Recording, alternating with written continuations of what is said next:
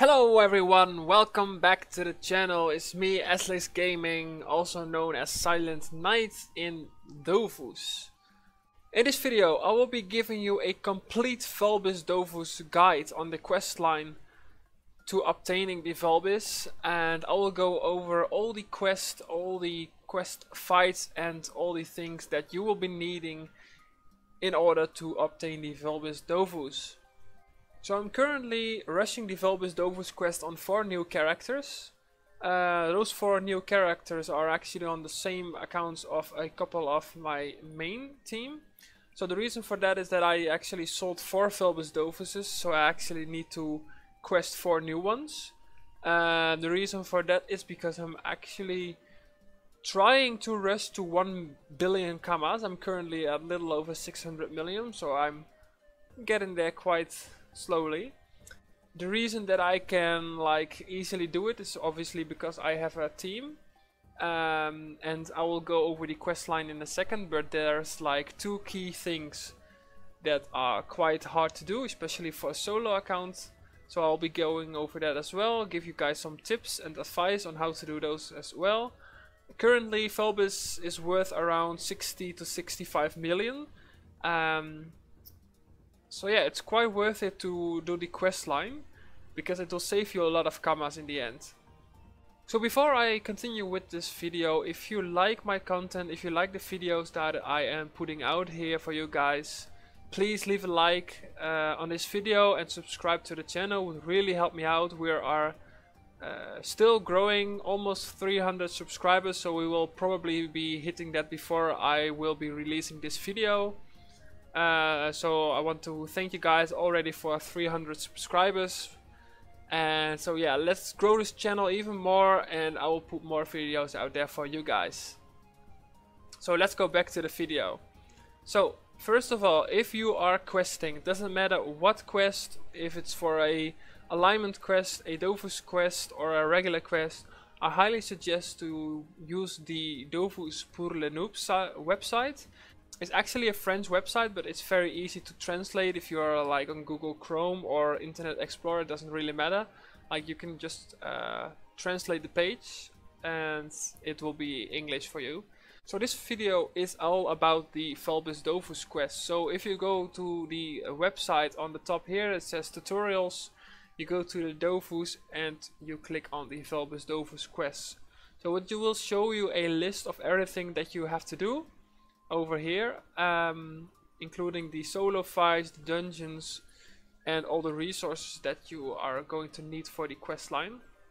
It will also show you everything that you will have to do before you actually can start the Vulbis quest. So let's go over the pre-quests first. So the first Vulbis Dofus quest is actually this one. So if you click here, it says prerequisites, and then you click on this, and so this one needs 2. So everything in this time is actually the first pre-quest that you will be needing. You can activate this quest 1 map to the left of the Xilor Double Temple, and the first step of this quest is to find an anomaly. So I highly suggest, even if you are not planning on doing the Vulbis Dofus quest yet, just to activate this quest, because a anomaly spawns very randomly, and sometimes it gets very annoying if it doesn't spawn when you are playing the game. So just accept this quest, and whenever you see an anomaly you can complete this quest very easy. So the way you can see if there's an anomaly on the map, you go to a zap, and on the top here it says anomaly.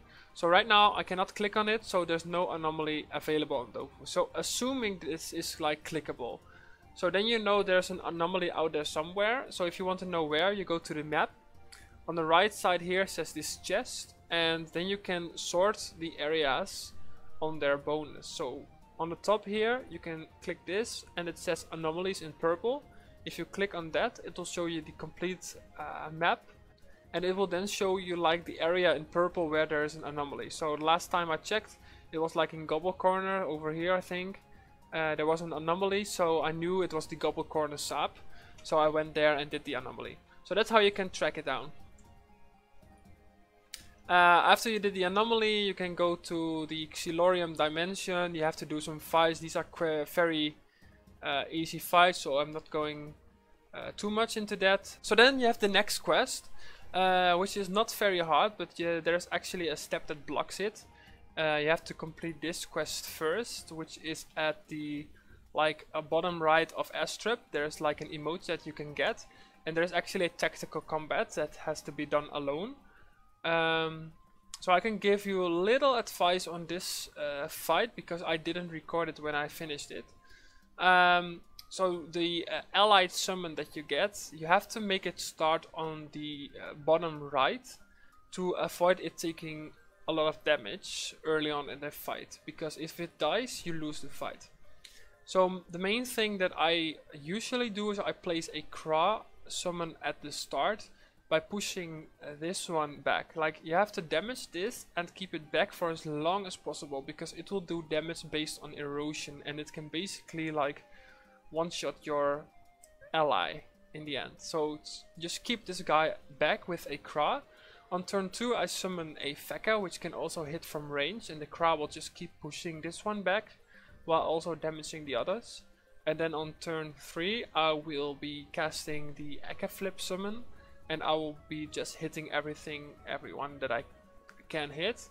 I will also be shielding the allied summon with my Feka, and just try to like time it when you are going to kill this guy off. Kill this guy early as possible and you will win this fight. So the rest of it is not very hard and it can be completed very easily. So let's go to the next quest. Let's see. So after you finish those fights, you can then go back to the NPC on the left of the Xilor Temple, and you can get the next quest. You have to do some fights, 2 at Ankama and 2 at Astrip Village. Very easy fights, and then you continue. So now there's like another tactical fight. You have to go to the the gobble area, to the Zap, and you have to equip these 2 items. So the fight is very tricky because you will be getting AP raped, MP raped, and the enemy that you have to fight deals very, very high damage, especially if you have no resistance at all. So the trick that I came up with was just to go in a full agility set. I will show you the set that I used in a second, and actually make sure you can like end next to the boss on turn 2, because on turn 3 he will cast a -100 MP spell on you. So you go next to the boss, and because of the high agility that you will be getting, you will be able to lock the boss like for the rest of the fight. It would be like, if possible, it would be even better if you can corner him so that there's not a possibility for him to cast like his summons next to you. So if you're like, for example, this is the map. If you go like in this corner over here with the boss next to you, he can only cast 1 summon. The other ones, like, they can hit you, but not that much. And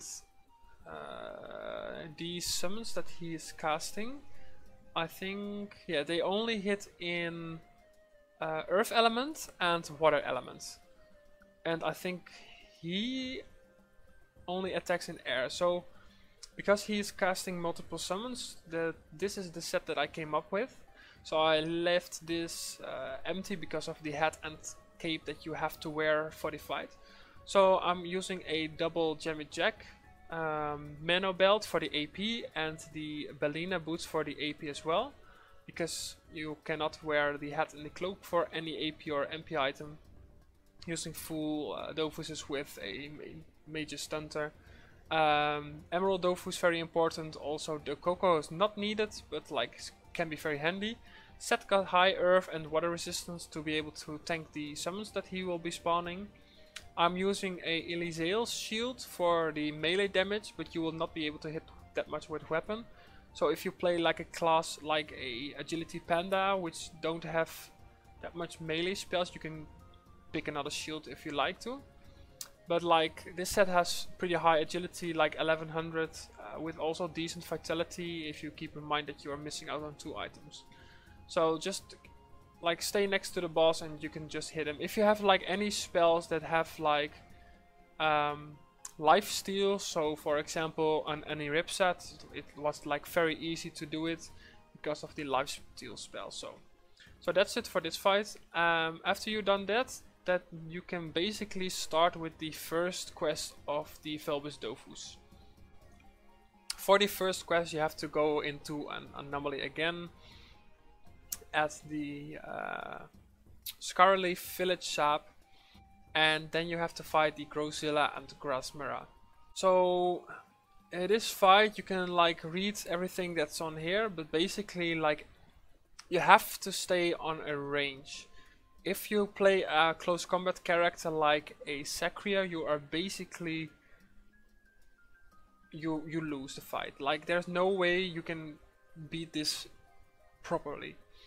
So when I am rushing for Vulbis Dofus quest, I mainly pick Panda, Kra, Veka and Aniripsa, because they can hit from range very easily, and especially a Kra and Veka, like classes that can push enemies, have a very high advantage in doing the Vulbis Dofus quest. Classes like Iop, it's doable, but it gets a lot harder. Like Iop can like actually jump in this fight, so it's not that hard. But there are fights during the Vulbis questline where it just makes it a lot easier if you can push enemies. So for this fight, just keep them at range, and it's just easily done. So in this fight, you have to fight an Endertroff that is actually going to sacrifice himself with a bag. I found it, but it's maybe like, I don't know if it's a bug, but if I've like started my turn like behind an obstacle, he actually didn't cast the sacrificing bag close to him, and therefore he wasn't sacrificed at all. But if I started close, he would sacrifice himself. So start like behind an obstacle if possible, or at least as far as possible, and he will probably not sacrifice himself. Otherwise you just have to like massively deal damage, and lifesteal spells help very much. After that you get like a fake Dofus that you have to equip and go back here. So then there's another fight, very easy, against two dragons. You have to go to Xilorium again and have to do two fights that are very similar again. These can be very tricky as well, especially if you don't play a class that has like any lifesteal. So maybe a weapon with lifesteal has a lot of potential as well. Otherwise the trick is to actually go in a corner. So for this map you can go in this corner. This enemy will go next to you and his summons will not be able to hit you at all. Same goes for the second fight. There's actually a corner over here. You can go there and play close combat. He will go next to you, and the summons that he will cast, they cannot hit you at all. In case for like playing range characters like Kra and Veka, you can just play on range and push them back. So then we go to the second quest, and this is actually the quest where you have to drop the Paragon of Power. I will go over that in a second, but the first thing you have to do is go to the Osamoda's temple, and when you enter the map you will get attacked. Now this is one of the trickiest parts of the Vulbis Dofus quest, for me at least. The way I did it was with an incarnation. So I currently have the incarnation on my Aniripsa. So this is the incarnation weapon. It will basically put you in this animation, and it will give you like new set of spells that you will be getting during the fight. So during this incarnation you will actually keep your stats. So I went full chance with a critical build, and so basically the trick in this fight is to corner yourself with the 3 dragons around you, and then you will be going to hit with this spell, which is a lifesteal area of effect spell. So you will be hitting all of the 3 dragons while actually healing yourself. So that is pretty much like, there's probably different ways you can do the fight. I know for Veka it's easy doable without, by pushing the enemies diagonally with tension. But for any other character, like, I haven't been able to beat the fight without the incarnation. So You have to get the incarnation and get a full chance set. Doesn't have to be crit set, but like full chance is very necessary. I highly suggest a Ivory Dofus. Now it was a lot easier before the Ivory nerf because of the fixed resistance. These dragons deal like 300 to 400 damage, so 40 fixed resistance was like equal to 10% resistance, but like this still works. Emerald Dofus is a must because you will be getting 600 shield every turn. Dokoko is also a must to be able to heal every 3 turns. And like the Silver Dofus is optional, but it can be very handy. Like I found it, especially after the Ivory nerf, that Silver Dofus could come in pretty handy. Also I use a Phalanster shield, but you can also use any other shield that has like melee resistance. So I will probably be putting a small clip of this fight in this video. So for this dragon fight, it is good to know that on the first turn they will not push you. So you can place yourself so that they are all around you. So you can see over here right now, the blue one does not push me away, which results in the orange one ending next to me. So this is basically a win at this point, because I can now just stay here and keep hitting and healing myself. So I always place this glyph around me whenever I can, because it will result in me being rooted for the turn after, and then I will not be getting hit with pushback damage. So it's very easy to avoid getting too much damage. So I'm just going to stay here and keep hitting. Now this fight actually took a couple of turns because I'm in a 50% crit set.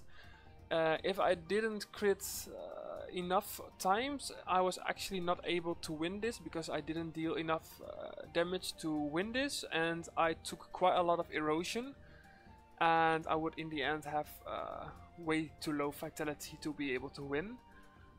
But for this win it was actually a pretty close call, as you will see in a second.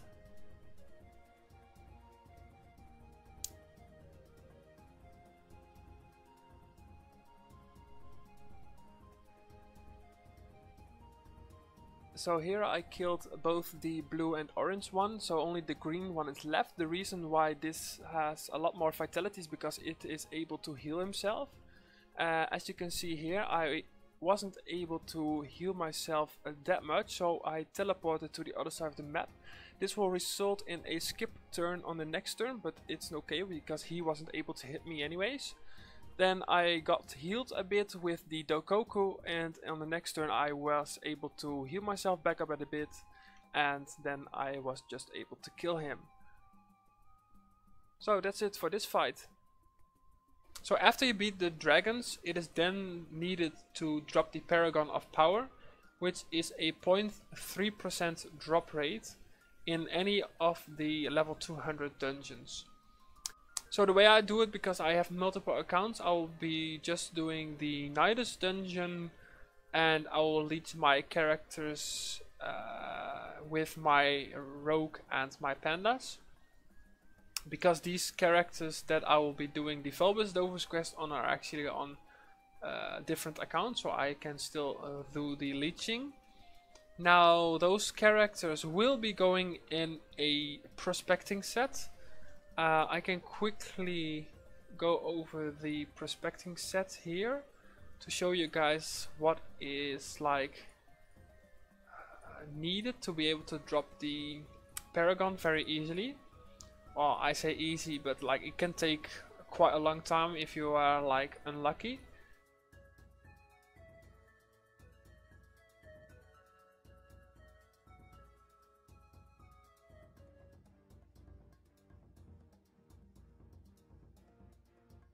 So this is my prospecting set. I went full chance because chance still gives prospecting. I am using the Babuta helmet, which is actually part of this set. I'm using the ring and the helmet because these give prospecting. I'm also using parts of the Minotaur set, which gives also prospecting, and I'm also using this full set, which also gives prospecting and chance.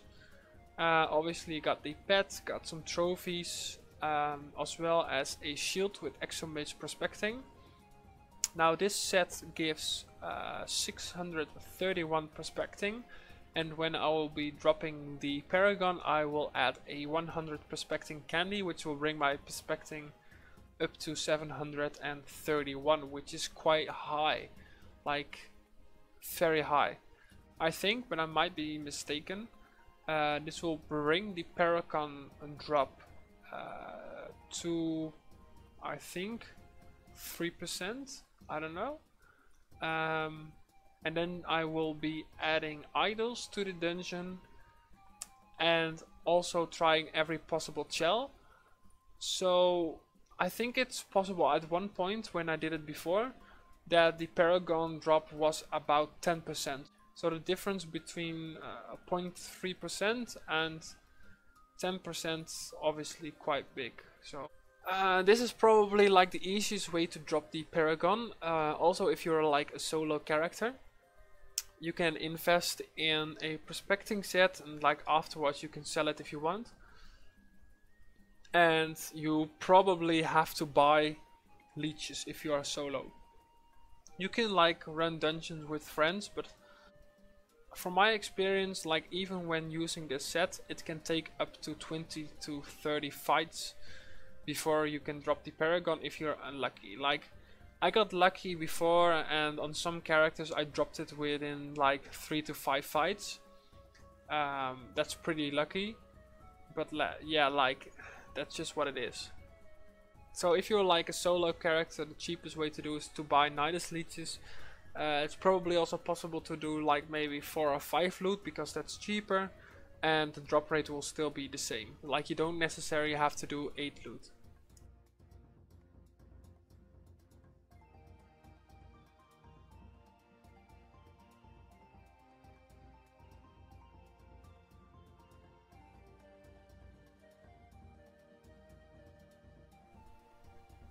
So after you done the Paragon drop, like there's a couple of fights that are not that hard.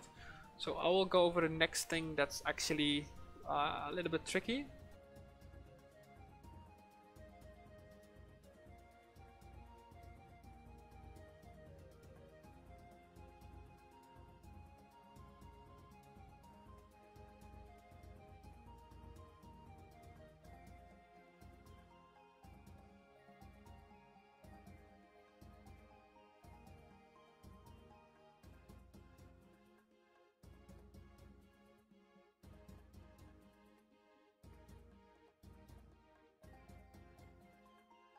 Now I will show you guys how to start this fight, because the start is very tricky and key.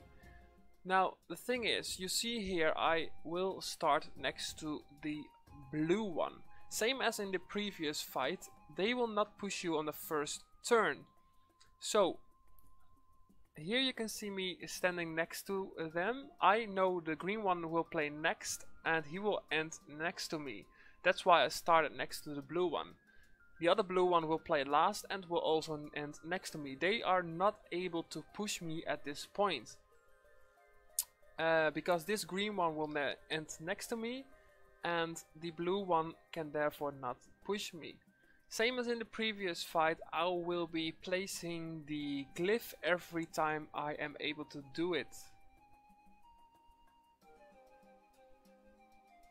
Now if you can manage to place yourself like this on the first turn and avoid getting pushed by those dragons, you are basically in for an instant win, as long as you are able to deal enough damage to outdamage them and are able to heal yourself. If you do not deal enough damage and you will be taking more damage than you can deal, then you will be losing every single time. You have to deal a lot of damage, so get yourself a good chance set. So at this point some of them are low HP and some of them don't, so I want to avoid getting pushed. Therefore I am placing a glyph on this turn and not kill them yet. The next turn I will be rooted and I am able to kill them without getting pushed after that. So you can see here, I am rooted now, I killed that dragon and the green one will not be able to push me because I'm rooted. Right now I kill the other two dragons and then there's only one left. At this point it is just a win. I'm just gonna hit and teleport by also dealing damage. So I will show you another clip as well with different starting positions on a different character to show you another way you can do this. So at this point I'm checking which order they will play. So I'm just going to end here knowing the green one will push me, and I will just teleport over him, resulting in me being able to end between them. Now the other green one will play next. I know that he is going to end on the right side of me, so he's not able to push me either. Then the blue one will go to the left side and basically I'm surrounded at this point, and it is yet again an instant win. So like I said before, the first turn is key with winning this fight. If you do not surround yourself on the first turn, you will not be able to win this fight at all. So make sure to surround yourself on the first turn by placing yourself very smart, and you will win this fight.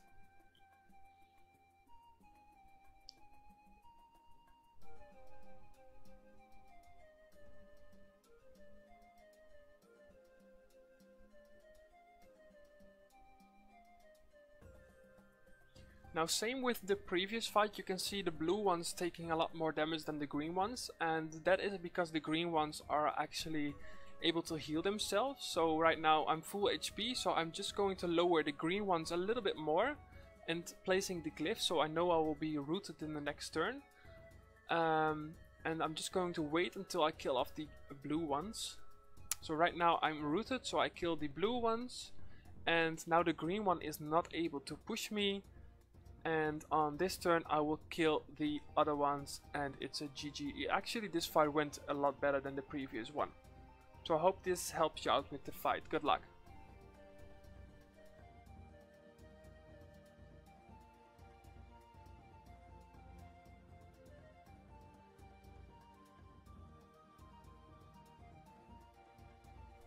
Now for the next quest you have to do the Infinite Dreams. And you have to do it from floor 250 plus. So you have to actually do 50 fights first to be able to drop the 3 items. And the problem with this is actually that there are no drop rates at all for these 3 parts. So even if you go to the bottom of this, like there's a French comment section, like you can read through this and translate all. But like the basic thing is nobody knows if idols work or not. Like I talk to people that do the Vulbis Dofus quest multiple times. Some of them say idols help, some of them say they don't, but challenges help in the fights.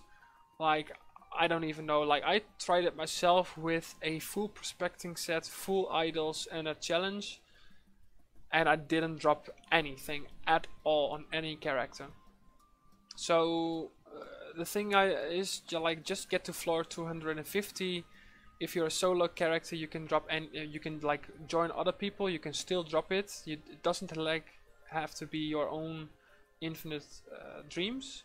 So you're gonna be like fighting those dungeons until you drop 3 of those items. So this is for me the most annoying part of the whole Vulbis quest, because there's no drop rates available. So you don't know like what to do to increase the drop rate. So right now I am basically going to show you guys 3 of my fights that I did in the Infinite Dreams. Now be aware, these are fights below floor 250, so at this point I am not dropping any of those items yet.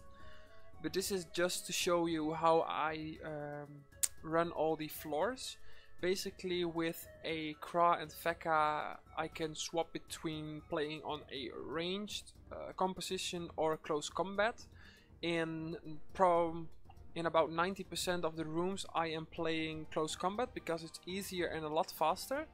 And after floor 250, when I'm starting to drop those quest items, I can actually use the close combat composition idols to increase the drop rate, assuming idols actually work, because I still don't know, but like I might as well use the idols anyways if I'm fighting close combat. So yeah, some of the fights were quite quick, about 4 minutes, some even 3 minutes. Obviously they get a lot harder the higher your floor gets, but basically I'm just fighting close combat and killing them off quickly.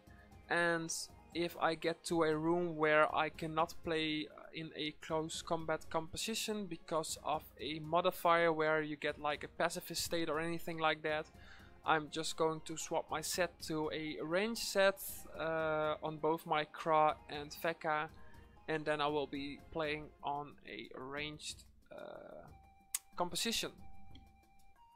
So you can see here I'm basically placing myself so that my Feka can place a glyph that buffs my close combat damage with 20%, and I'm pretty much like bleaching all these monsters. So like I said before, after floor 250 I am adding idols, and I basically try to do as many challenges as possible, because not only does this increase my drop rate for the quest items, but it will also increase the amount of dream points you get.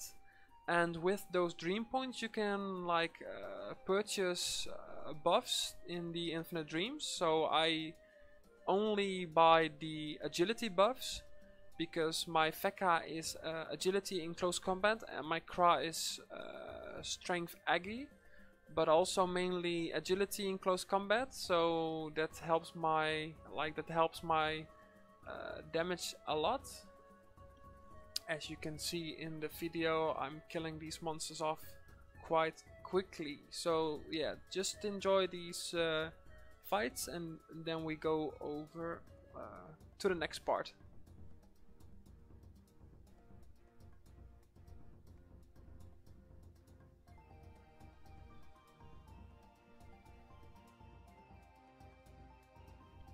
So I wanted to show you guys a few screenshots of my Infinite Dreams where I try to drop the quest items. Now on this first screenshot you can see that I did a double challenge. This run was without idols, probably because of the modifier of the room, but like with a double challenge I still wasn't able to drop any of these quest items. And actually for this fight in particular I had my Kra, Vulbis 2. I had it in a full prospecting set, so it was like 720 prospecting with double challenge, and still nothing, I dropped nothing. This was actually quite frustrating, because like you don't know what the drop rate is and if challenges or prospecting or idols or anything helps actually. So yeah, but this is just to show like how random it can be. For the second screenshot, so this is where I dropped my first part. I did a challenge, so this was actually also without idols. So this maybe proves that idols don't work, but like it's still random. Like even on this third screenshot I did do like a double challenges and I did include idols, and I also dropped it. So yeah, maybe idols do work, but like who knows. So on this next screenshot I also did double challenge and had idols, and I actually dropped two of those quest items. So at this point I thought like, okay, idols do work.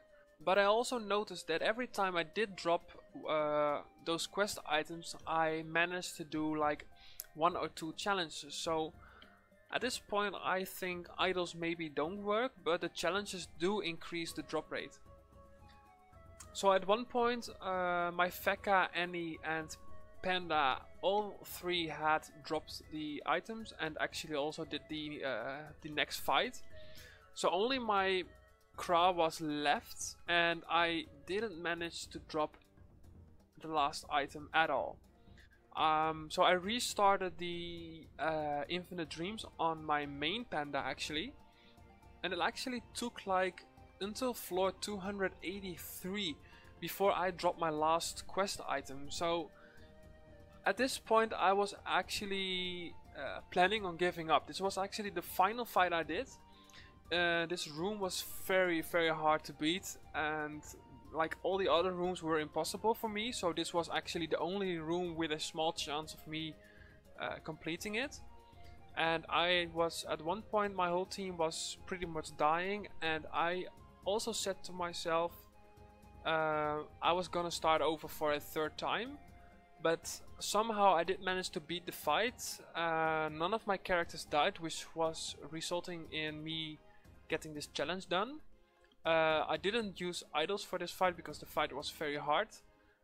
If you just look at the names of the monsters, very hard to beat them. But in this fight I actually dropped the last part, so I was very happy that I could continue with the quest. So yeah, let's continue with the video.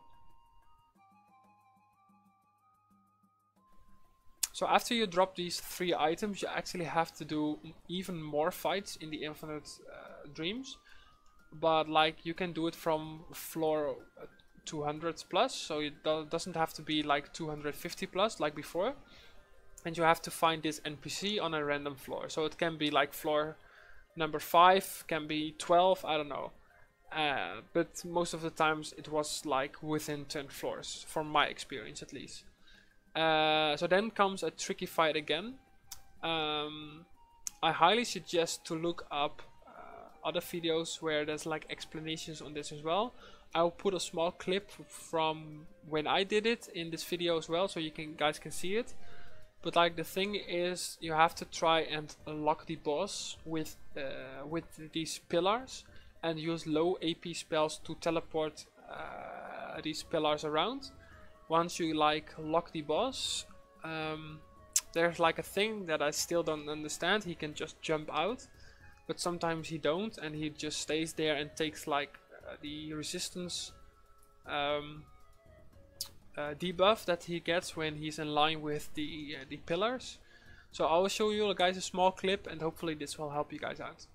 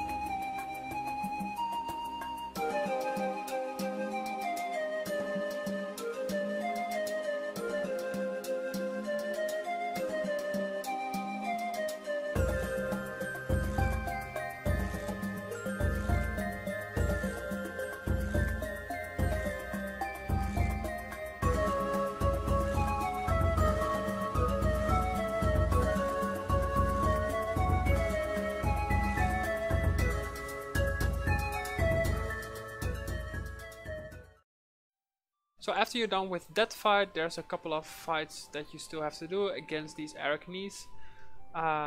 They deal quite a lot of damage in close combat, so ranged characters yet again have an advantage in this fight. This fight is not that hard to do.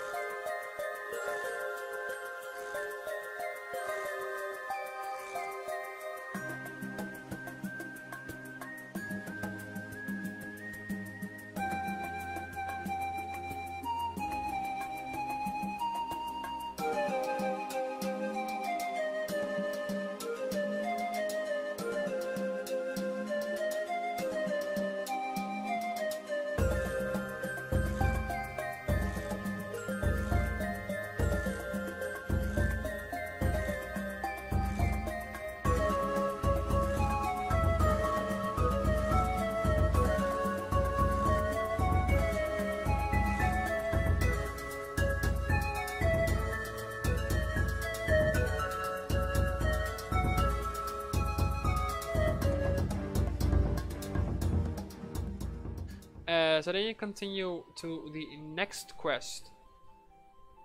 For this quest you actually have to be like a 200 alchemist or farmer, which is not that hard. You have to like gather some materials. For this part you have to do the Turtalonia dungeon, which isn't too hard either. I think even if you're like a solo player, it's not that hard to find a group because the dungeon is very easy.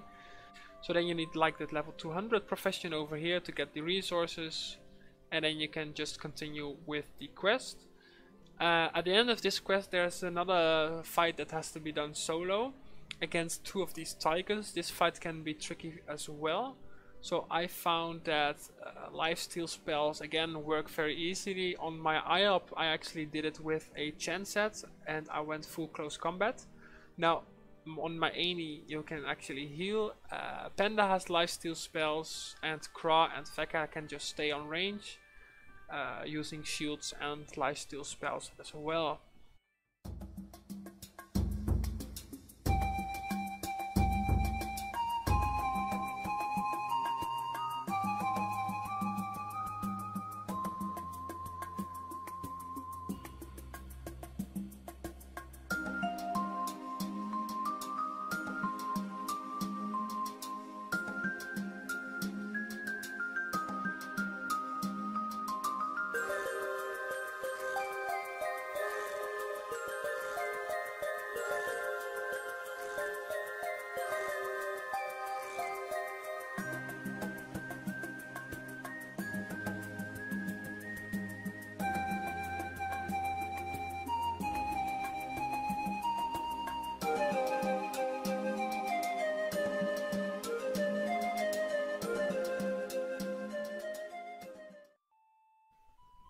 Now for this fight there's actually a part where you can do another quest, so if you want to do it you can do it. Otherwise I think you can like pay 1 million kamas to skip this part. There's a lot of talking. Like for this part you actually have to choose the correct options, otherwise you have to like wait 5 minutes. And there's like, this is like an easy fight, this is an easy fight as well, and then this quest is also very quickly done. So the thing is, from my experience, after you complete the Infinite Dreams part of the Vulbis Dofus quest, most of the time I complete the rest of the Vulbis quest within like 2 to 3 hours, assuming I already have done the Turtalonia dungeon and have a 200 profession. So after you complete the Infinite Dreams quest, the rest of it's not that hard. So for the last quest, there's actually quite a lot of resources that you need. These resources have a total value of about 5 million kamas. So just beware that you are going to need that. You can also just choose to run those dungeons to drop the resources, which I am probably going to do. So there's some talking to be done. There's a solo fight which isn't too hard. And here on this part you have to get the resources to craft this item, which is about 5 million kamas. And then there's this fight. Now also for this fight it is easier when you have like lifesteal spells or are able to like tank a lot of the damage that they do. Otherwise this fight can also be tricky, but if you play well it shouldn't be too hard as well.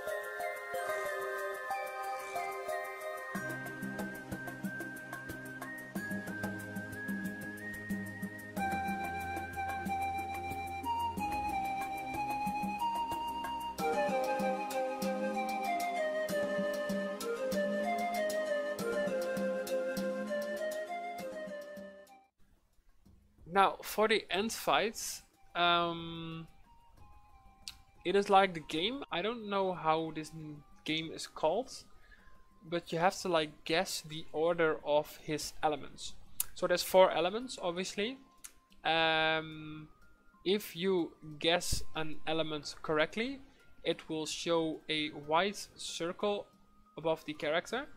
If you guess it correctly but it's on the wrong spot, so let's say you like the second hit you cast earth but the correct order is like on the third one, it will show you a black circle on the second spot, so you will know that earth is correct but it needs to go on another square. This fight isn't too hard if you know like what to do. So normally what I do is I write down the order of the elements that I am hitting in, so I remember what I did, and it will also be like a lot easier to predict the right order from the elements. So most of the time I hit 4 times in one element, then 4 times in the second element, and 4 times in the third, and after you did that you know at least like how many times each element is in the correct order, and then you can go from that. So you get an ally that is like basically tanking the boss, and it can hit the boss as well. You are not able to hit it until you like guess the correct state. So it's highly advised if you can, like if you play like an Heliotrope or something, to heal Tylesa. After that, like it's basically done, you get the Vulbis Dofus. So in the start of the fight you will see me hit 4 times in the earth element. Therefore I know that at least 1 hit will be in the earth element. Throughout this fight you will also see me trying to heal Tylesa as much as I can to keep her alive as long as possible. So next up I'm hitting with the fire spell 4 times, and it shows 2 white circles above his head, so I know that 2 hits has to be in the fire element. Next up I'm hitting in the water element 4 times, and there's no circles above his head, so I know that the last hit has to be air. Right now I'm trying to figure out the order of the spells, so I'm starting out with earth, fire, fire and air. It shows 3 black circles above his head, so the order is like different than I did, but like it's the right elements are there. So next up I'm hitting with fire, earth, air and fire. So I'm just trying to figure out the right order. So 2 of them are correct and the other 2 are in a different order. So I don't know which order, but yeah, I'm just trying to figure it out. So next up I'm hitting with fire, earth, fire and air. And one of them is correct. I also write my orders down so I know which one I've had and which ones I don't, because there's 12 combinations possible in total and you want to like find the right combination as quickly as possible. So next up I am trying to figure it out. So I'm trying air, earth, fire, fire. Also again, one of them is correct and the other ones are not. So on the next turn I am trying the combination with earth, fire, air, fire. And yeah, I'm still not getting the right combination. And the next turn is very funny actually, because I'm trying air, fire, fire, earth. And it actually shows me 4 black circles. So I know in this order with air, fire, fire, earth that both fire has to be on the first and the last hit, because there's no other option. And because I had already had earth on the second and air on the third, I knew at this point that it had to be fire, air, earth and then fire again. So you see me here hit the right combination, and at this point I'm trying to buff myself so on the next turn I can actually hit the boss. And at this point, like, if you are a healer or a support class, you can try to buff Tyleza. Any spell, any healing spell that heals on a percentage of maximum HP works a lot, because Tyleza has like 10k HP. So at this point you can just finish off the boss. Like, the boss will be buffed at this point, so his damage does increase after you found him. So Tyleza, you have to expect her to die at one point, especially if it takes a lot longer for you to find the right combination. At this point I found it in like 7 tries out of the 12 possible combinations. So like as a Kra or Feka, when you can push him, like, it's basically GG, very easy. So yeah, at this point I finished the Vulbis Dofus quest on my Kra, which took a lot longer than all of my other characters, but yeah. So yeah, that was it for the Vulbis guide.